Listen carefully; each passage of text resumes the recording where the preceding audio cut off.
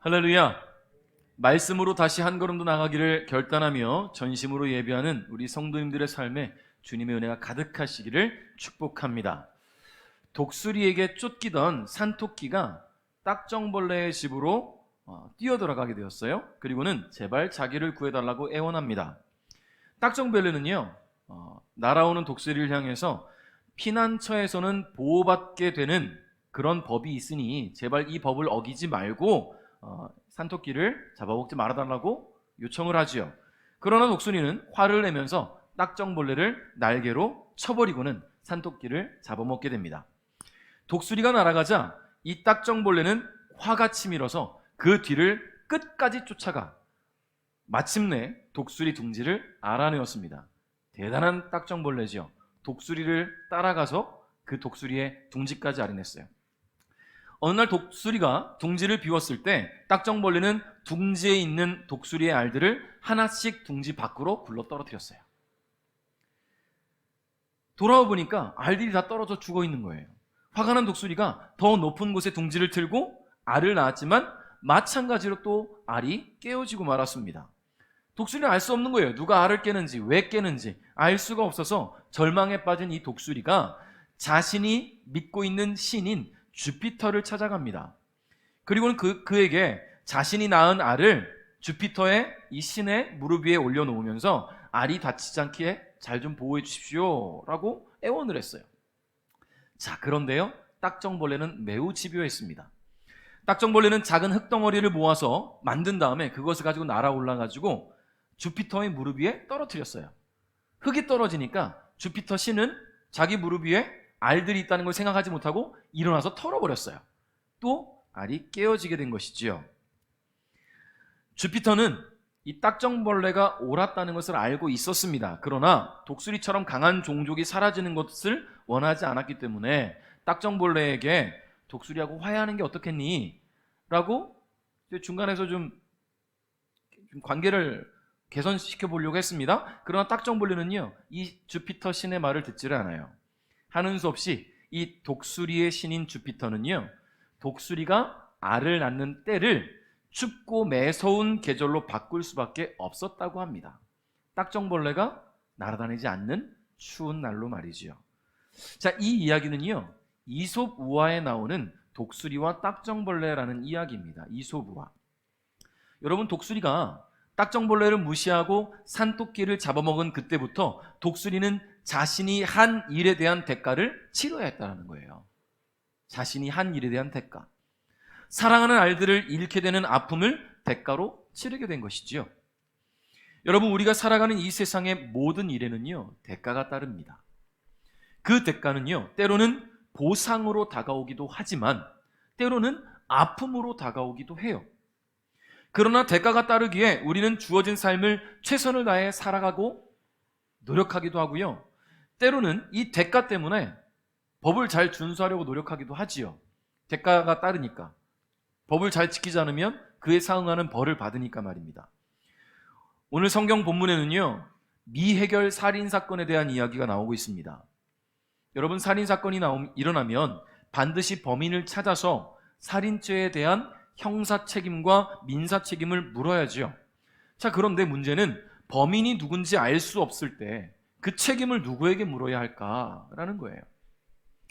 여러분, 오늘날 우리가 살아가는 이 삶에서는요, 살인사건이 일어났어요. 범인을 잡지 못해요. 누가 책임을 져요? 책임을 아무도 지지 못해요. 그냥 미결 사건으로 남는 거예요.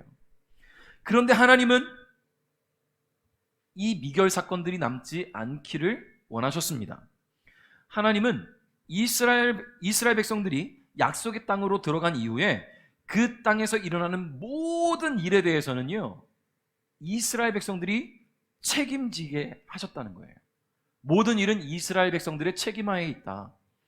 택함받은 거룩한 백성은 그 삶에 일어난 거룩하지 못한 상황들에 대한 책임이 있습니다. 책임이 따른다는 것은요, 결국 대가가 따른다는 말이겠죠. 오늘 우리는 이 본문 말씀을 통해서 거룩한 하나님의 백성으로 살아가는 우리에게도 주어진 삶에 대한 책임과 그에 따른 대가가 있음을 우리가 말씀을 통해 함께 묵상하며 나누고자 합니다. 여러분, 우리는 가끔 의인이라 불리는 사람들에 대해서 들어보셨을 겁니다. 의인. 여러분, 어떤 사람을 의인이라고 합니까?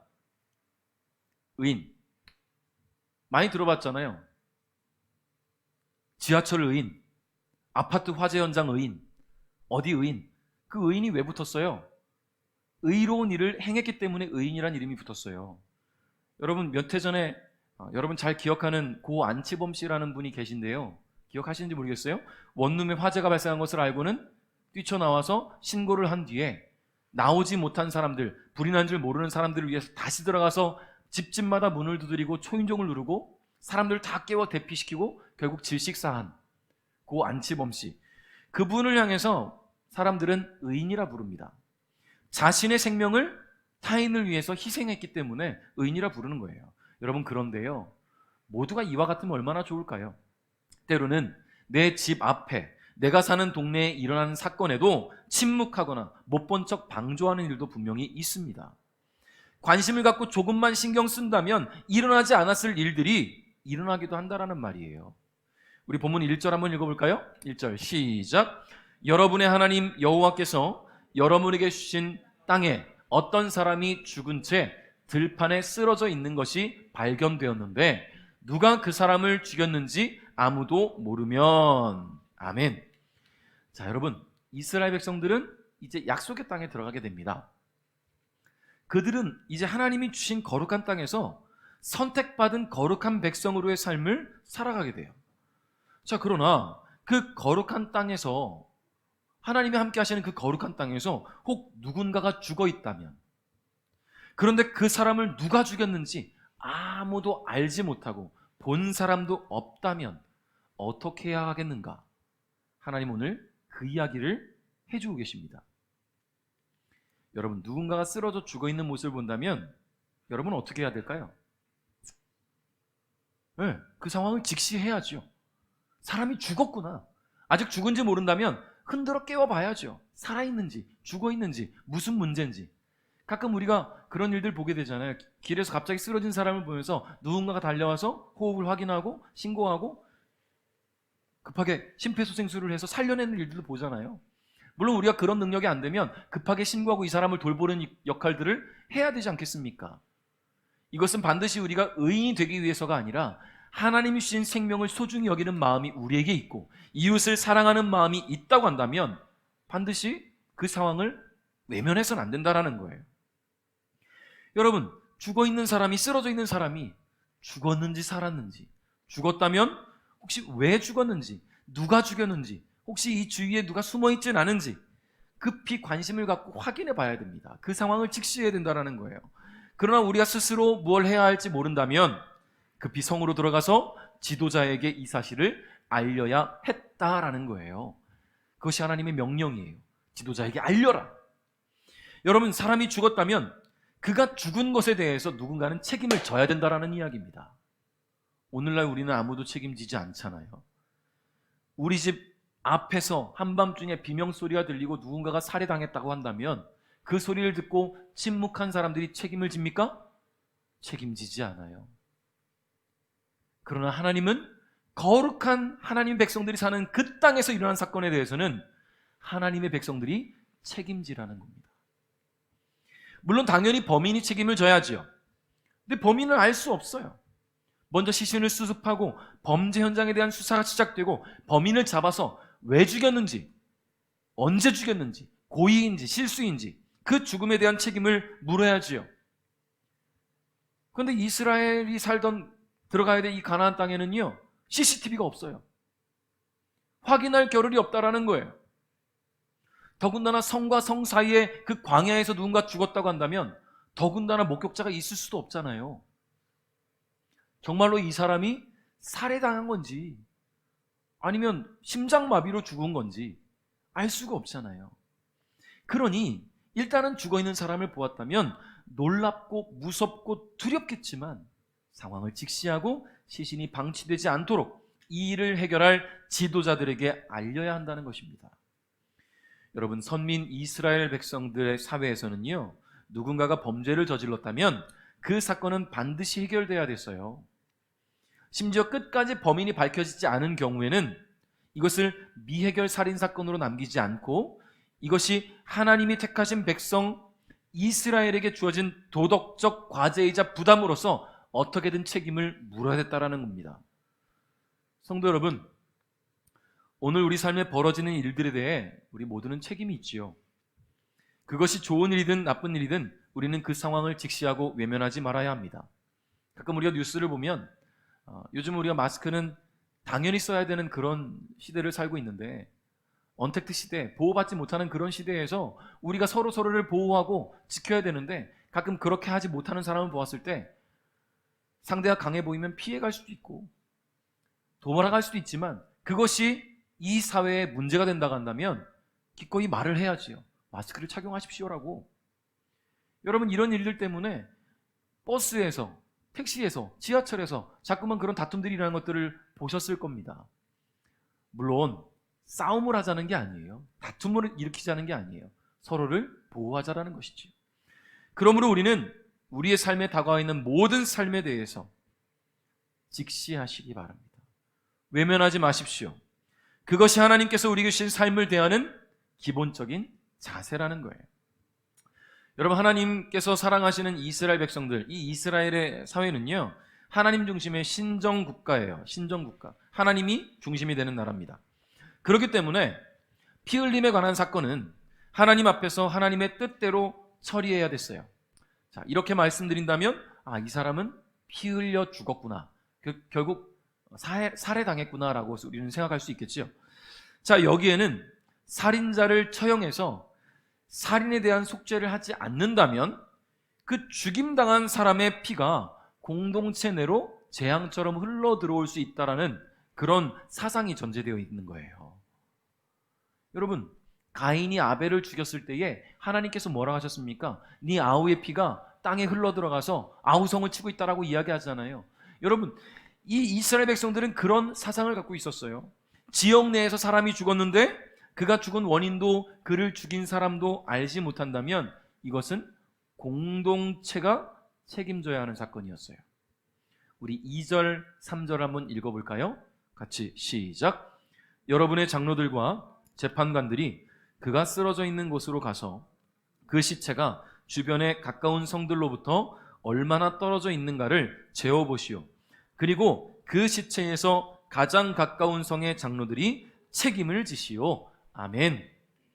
여러분, 장로들과 재판관들이 누굽니까? 이스라엘의 지도자로서 법을 집행하는 사람들, 이스라엘의 지도자들이에요. 이들은 지역 내에서 일어난 살인사건에 대해 대속할 책임을 가진 사람들이라는 거죠. 보통 이들은요, 살인사건이 일어난 곳과 가장 가까운 성의 거리를 잽니다. 왜냐하면 성과 성 사이에 광야가 있으니까 이쪽 성과 이쪽 성 사이에서 한 요쯤 사람이 죽었다. 그러면 이 거리를 재서 가까운 쪽의 성에서 이 죽임당한 사람의 피 흘림에 책임을 지는 거예요. 더 가까운 쪽에서. 자, 이 사람들은요, 가장 가까운 성에서 파견이 됩니다. 그리고 그들은 시신이 있는 곳에 도착해서 그 성의 거리를 재는 거예요.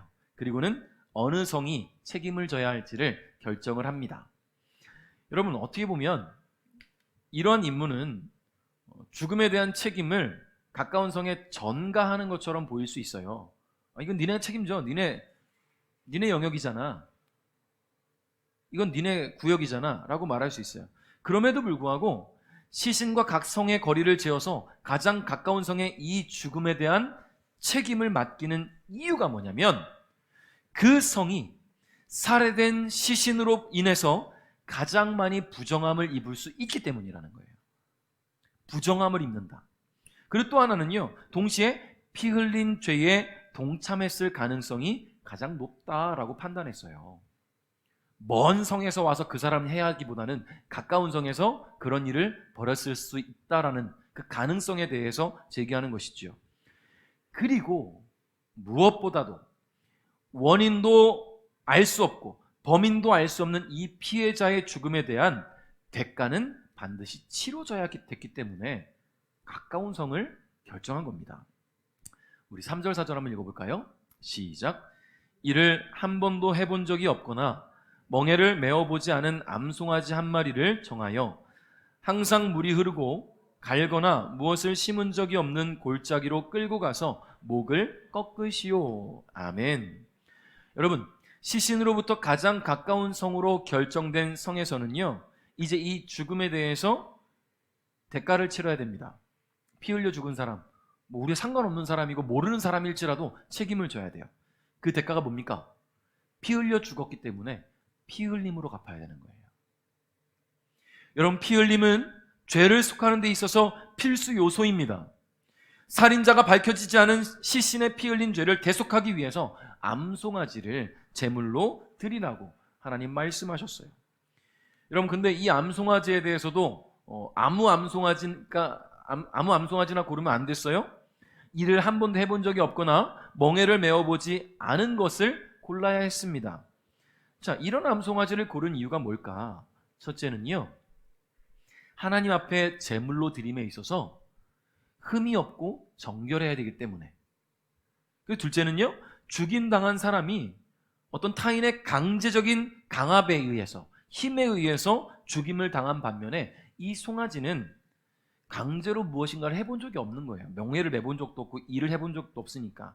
그러니까 사람의 의지와는 무관한 것이기 때문에 이 송아지를 죽임으로 말미암아 그 죽임당한 사람에게 행해진 강제적인 일들이 우리 성과는 무관한 일입니다. 이 암송아지가 아무런 강제적인 일도 당하지 않고 죽임당한 것처럼 우리는 아무런 그 피 흘림과는 상관없는 사람들입니다 라고 이야기하는 그런 상징적인 의미가 있다라는 이야기예요. 여러분, 그런데 이 암송아지를 어디서 목을 꺾으라고 했어요? 항상 물이 흐르는 곳, 그리고 무엇을 갈거나 심지 않은 곳. 그럼 농경지가 아니고 사람들이 함부로 다닐 수 없는 곳이라는 거예요. 여러분, 그런 곳은 어떻습니까? 깨끗하겠죠? 깨끗하겠죠. 제가 가끔 유튜브 보는데 유튜버 중에 계곡은 개골개골인가? 라는 그런 유튜버가 있어요. 이 사람이 계곡 유튜버예요. 계곡 유튜버. 국내에 유명한 계곡들을 다 찾아가서 자기가 직접 카메라를 들고 수심이 얼마나 깊은지, 물이 얼마나 깨끗한지를 이제 체크하고 알리는 그런 일들을 해요. 사람들이 모르는 곳도 가고, 정말 사람들이 알려진 곳도 가고, 심지어 해외 나가서도 계곡에 가서 촬영해서 올리기도 하고 그래요. 제가 본 영상 중에 하나가 이 사람이 계곡이에요. 계곡. 인제인가 어디에 있는 계곡인데, 이 사람이 물속에 들어가서 카메라를 물 바깥에서 이렇게 넣고 자기가 물속에 들어간 걸 찍는 건데, 이 사람이 물속에 들어갔는데 이 물 위로 이 사람이 키로 한 5배는 높이 있어요. 계곡이에요. 바다가 아니라. 엄청 깊은 곳이죠. 그런 곳이 있고 깨끗한 곳이다 라는 것을 알리는 일들을 하더라고요. 여러분, 자 보세요. 그러면 좋은 곳을 본 사람들은 또 찾아가겠죠? 깨끗한 물이 더러워질 수 있다는 생각도 해요. 저는. 여러분, 사람이 찾아가면 물론 깨끗한 곳을 찾아가고 싶겠지요. 근데 그렇게 사람들이 찾아오기 시작하다 보면 깨끗한 곳이 더러워질 수 있다는 것이 참 흠인 것 같습니다. 물론 이 유튜브가 그것을 원해서 하는 것은 아니지만, 우리나라의 좋은 계곡들을 알리기 위함이지만 그럴 수도 있지 않을까라는 생각이 드는 거예요. 여러분, 지금 이 골짜기는, 암송아지를 잡아서 제물로 드리는 이 골짜기는요, 깨끗한 곳입니다. 항상 물이 흘러요. 송아지의 목을 꺾어 피를 흘려도 물이 항상 흐르기 때문에 피가 고여있지 않고 다 씻겨 내려가요. 사람들의 발길이 닿지 않아요.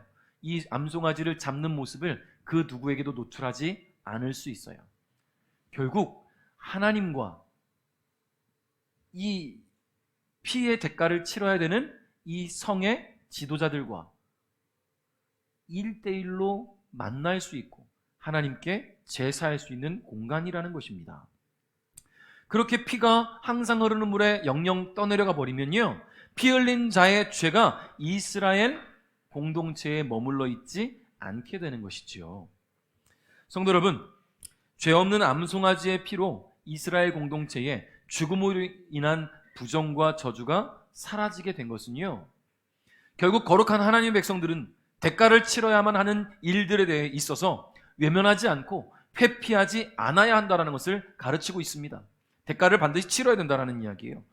여러분, 오늘날 우리와 이 공동체의 삶에 혹 나로 인한 또는 다른 누군가로 인한 문제가 발생한다면 또 그것이 하나님과 우리 사이에 벽이 될 수 있는 문제라고 한다면 하나님과의 관계가 온전히 회복될 수 있도록 우리는 더욱 기도와 감사로, 예배로, 하나님 앞에 더 적극적인 섬김과 헌신으로 나아간다는 거예요. 그것이 우리가 해야 할 일이고요. 그것이 문제로 발생한다면 우리는 대가를 치러야 된다는 것을 여러분 기억하시기를 바랍니다. 여러분 어렸을 때 많이들 보신 그 소설 중에 톰 소여의 모험이라는 소설을 들어보신 적이 있으실까요? 톰 소여의 모험이나 허클베리 핀의 모험, 또 왕자와 거지 많이 들어보셨죠? 자, 이와 같은 유명한 소설을 쓴 작가가 있습니다. 마크 트웨인이라는 작가인데요. 이 마크 트웨인이 자신의 소설 중에 도금시대라는 소설을 발표했는데, 이 소설을 발표한 이후에 기자들과 권력층의 부정부패를 한참 막 이야기를 하다가 독서를 날렸는데 이런 말을 했어요. 미국의 어떤 국회의원은 멍청하다 라는 이야기를 했어요. 제가 그 고등학교 때 이제 수능 준비하다가 그때 한참 논리에 대해서 책으로 재미있는 책들이 나왔는데 논리야 놀자라는 책이 있었거든요. 거기에 이 이야기가 실려 있었어요. 자, 미국의 어떤 국회의원은 멍청하다라고 이 마크 트웨인이 이야기를 했어요. 자, 이 발언이 보도되자 난리가 났죠. 국회의원들이 가만히 있겠습니까? 네? 집단적으로 막 마크 트웨인을 향해서 항의하기 시작하는 겁니다. 국회의원에 대한 중대한 모독이다. 그게 누구냐 분명히 밝혀라. 잘못을 사과해라. 법정 대응하겠다. 뭐 명예훼손, 뭐 집단 모독죄를 적용할 기세로 막 거세게 몰아붙였어요. 자, 그러니까 이 마크 트웨인이 이에 대한 입장문을 내가 발표해야 되겠구나. 그리고는 신문에 내가 게재하겠습니다. 나의 입장을 게재하겠습니다라고 약속을 했어요. 그리고 며칠 뒤에 뉴욕타임즈에 이런 사과문이 실렸습니다. 마크 트웨인이 실은 사과문이에요. 어떤 국회의원은 멍청하다라고 이야기한 것에 거센 항의와 협박을 받았다. 그래서 다시금 생각해보니 사실과 다르다는 것을 알게 됐다. 그래서 나는 다음과 같이 나의 말을 수정한다. 어떤 국회의원은 결코 멍청하지 않다. 어떤 국회의원은 결코 멍청하지 않다. 마크 트웨인은 참 어지간히도 사과하기 싫었던 것 같아요. 그렇죠? 예전에 또 비슷한 이 마크 트웨인에 대한 일화가 또 제가 본 게 있는데, 어떤 기자였나 어떤 방송인에 대해서 또 말실수를 한 거예요. 재판부에서 마크 트웨인이 가서 사과하라 그랬어요. 사과하라고. 정말 하기 싫은 거예요. 그래서 마크 트웨인이 갔습니다. 초인종을 눌러요. 그 기자 이름이 기억이 안 나지만 뭐 알버트라고 합시다. 띵동, 누구세요? 네, 여기 피터네 집입니까? 아닙니다. 네, 죄송합니다. 그러고 사과했다는 거예요. 알버트 집에 가서 피터네 집입니까? 아닙니다. 죄송합니다. 자, 어지간히도 사과하기 싫어하는 그런 사람인 것 같지요. 우리는 이 짧은 사건을 통해서 글과 말로 자신의 철학을 대변하는 유명 작가의 어떤 언어 유희를 보게 되었어요. 여러분, 그런데 우리는 대개 잘못을 하면 사과를 하고 용서를 구하는 것이 맞습니다. 사과는 내가 잘못을 행한 대상에게 해야 되겠죠? 그럼 용서를 누구한테 받아야 됩니까? 그 가족한테 받아야 됩니까? 아니면 이웃들에게 받아야 됩니까? 내가 사과한 사람한테 용서를 받아야지요. 우리 인간의 죄는 오직 하나님께만 용서받을 수 있습니다. 하나님이 우리의 창조주이시며 거룩하게 하셨기 때문에 거룩하지 않은 죄를 지은 우리는 나를 창조하신 하나님께 죄를 고백하고 용서를 구해야 되는 거예요. 이스라엘은 죽임당한 사람의 피의 부정과 저주가 이 공동체에 흐르지 않게 하기 위해서 살인자를 대신해 암송아지를 잡아 제물로 드려야 됐습니다. 그러고 나서 그들은 이 모든 사건들, 즉 누군가가 죽임을 당하고 누군가가 그를 죽인 이 사건이 거룩한 하나님의 백성들인 이스라엘 백성들의 땅에서 일어난 것에 대해 하나님의 용서를 구해야 됐다라는 거예요. 제사 드리고 끝나는 게 아니에요. 용서를 구해야 되는 것이지요. 여호와를 섬기고 여호와의 이름으로 복을 빌어주며 온갖 다툼과 싸움에 대해 판결을 내려주어야 하는 이 제사장들이 암송아지를 제물로 드린 그 골짜기에 가고요. 그 다음에 그 성 장로들이 암송아지가 제물로 피 흘린 골짜기에서 손을 씻어야 됐어요. 그게 하나님 명령이에요. 제사장이 암송아지를 제물로 드리면 장로들은 그곳에서 손을 씻어야 되는 거예요. 이와 같이 죽음에 대한 충분한 대가를 지불한 이후에 그때서야 비로소 그들은 하나님 앞에 용서를 구할 수가 있었습니다. 뭐라고 용서를 구해야 될까요? 7절 8절 읽어보겠습니다. 시작. 우리는 이 사람을 죽이지 않았습니다. 그리고 이 사람이 죽은 장면도 보지 못했습니다. 여호와여, 여호와께서 구하신 여호와의 백성 이스라엘의 죄를 씻어 주십시오. 이 죄 없는 사람의 죽음에 대해서 여호와의 백성인 이스라엘에게 죄를 묻지 마십시오. 아멘. 그렇습니다. 죄에 대한 용서를 주실 수 있는 분은 오직 여호와 하나님밖에 없어요. 여러분, 죄 짓고 하나님 앞에 용서를 구해야지요. 아니, 물론 우리가 살아가면서 만나는 일들, 내가 누군가에게 잘못했다면 그 사람에게 잘못을 구해야 되는 것처럼, 우리가 지은, 우리의 마음으로 지은 죄, 삶 속에서 지은 그 모든 죄들에 대해서는 하나님께 용서를 구해야 된다는 거예요. 비록 관계없는 사람의 죽음에 이스라엘이 관여하지 않았다고 하더라도 그 지역 내에서 일어난 사건에 대해서 책임을 져야 하는 이스라엘은 하나님의 용서를 구해야 됐습니다. 하나님께서 이에 응하실 때에야 비로소 이스라엘은 죽음에 대한 모든 책임을 완수하게 되고 하나님과의 관계도 다시 온전해질 수 있다는 것이지요.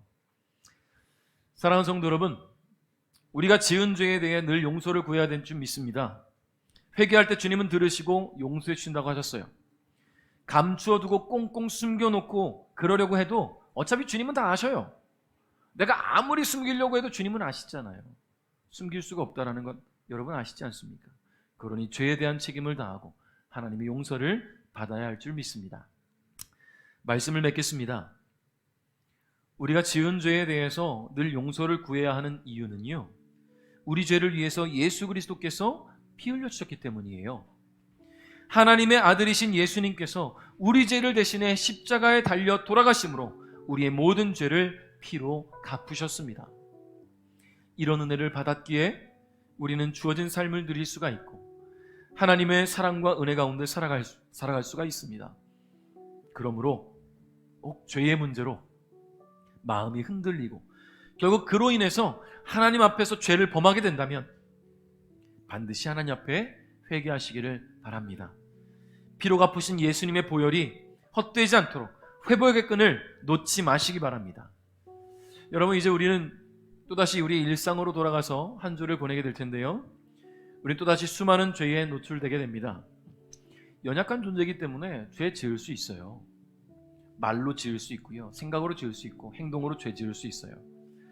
그러나 거룩한 하나님의 백성답게 내가 지은 그 죄에 대해서 책임지고 하나님 앞에 회개할 수 있기를 바랍니다. 모든 죄의 문제를 이겨낼 수 있도록 기도로 영적 전쟁에 임하시며 도우시는 성령의 은혜로 주어진 또 한 주도 승리하는 삶이 되시기를 주님의 이름으로 축복합니다.